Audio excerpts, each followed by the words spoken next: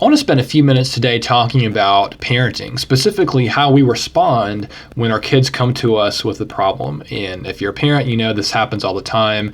Your kids, you've got a child and they come to you with an issue, and we've got a choice how we respond. And there's a way we can respond that builds trust, connection, and love. And there's ways we respond that don't foster those things at all. So let's just come up with a hypothetical problem. Say your son is a middle school student and comes to you and he says, "I've got a bully at school. I'm being bullied at school." So you could see this happening. Maybe some of you have dealt with that problem with one of your kids. So how are you going to respond as a parent? Your child has just said they're being bullied at school. Here's some of the responses that I've heard over the years. A parent could say, "Well, who's the name of this child that's bullying you?" I know their mom. I'll give her a call, and this really needs to be addressed. I'll have her talk to him, and we'll see what we can do that way. Let me. What class is it in? Yeah, let me call your teacher or your coach or the principal, and let's just get some extra eyes in this situation, and see if we can address it that way. I've heard parents, tell their kid, "Well, you just need some more confidence, to be bullied around like that. So let's, maybe we'll enroll you in some jiu-jitsu classes or some karate classes."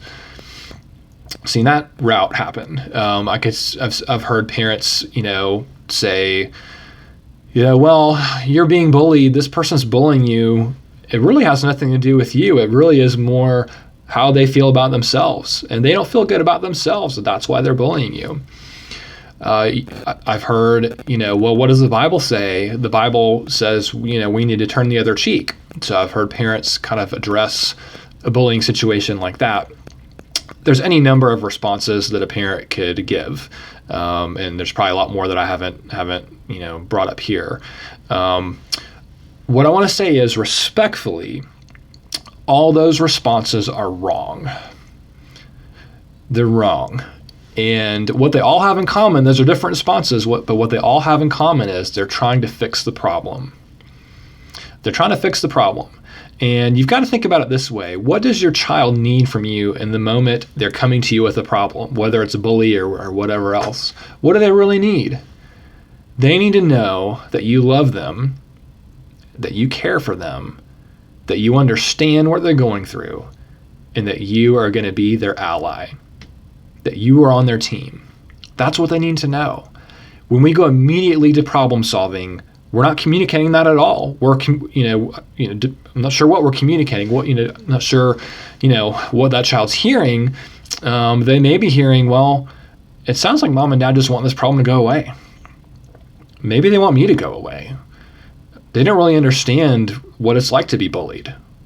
They don't know. So that's why the best thing to do is to take time to understand the problem. Step into your child's world. Ask questions. What's it like to be bullied? What does it look like when that happens? I'm so sorry that's happening to you. Maybe share a personal story. Some that reminds me, I used to get bullied when I was a kid. What your child needs from you is connection. Your child needs to know that you understand what they're going through. And once it's been established, once you take some time to step into their shoes, communicate love towards them, they'll be much more ready to receive, some advice or some words of counsel that you may have. That may be helpful. They may need to hear that, but they need to hear that you love them first. And if they don't, your relationship with your child is not going to go in a good direction. And unfortunately, they may stop coming to you with these problems because you haven't convinced them, and they need convincing. You haven't convinced them that you really care. This is very convicting. As a parent, we often go into problem-solving mode because we don't want to see our kids suffer. We don't want to see them go through hard times. We want to fix it. We want to make it better. And that's just not what our kids need in those moments. Think about it biblically. How many Psalms have the refrain, "How long, O Lord?" And what's the promise in those moments? Is the promise that God's going to fix it? He's going to make everything fine and wipe away our troubles? No. Isaiah 43, when you pass through the waters, what does he say? "I will be with you. I will be with you. And that's what our kids need. Our kids need to know that we're going to be with them when they pass through the water, when they pass through the fire, that we're going to be right there. Tough message today. We all do it. As parents, as spouses, we all want to fix it. Just encourage you to take a few moments before you go into fix-it mode. Take some time to get across love and understanding. That's it for today. Out for now, and we'll see y'all next time.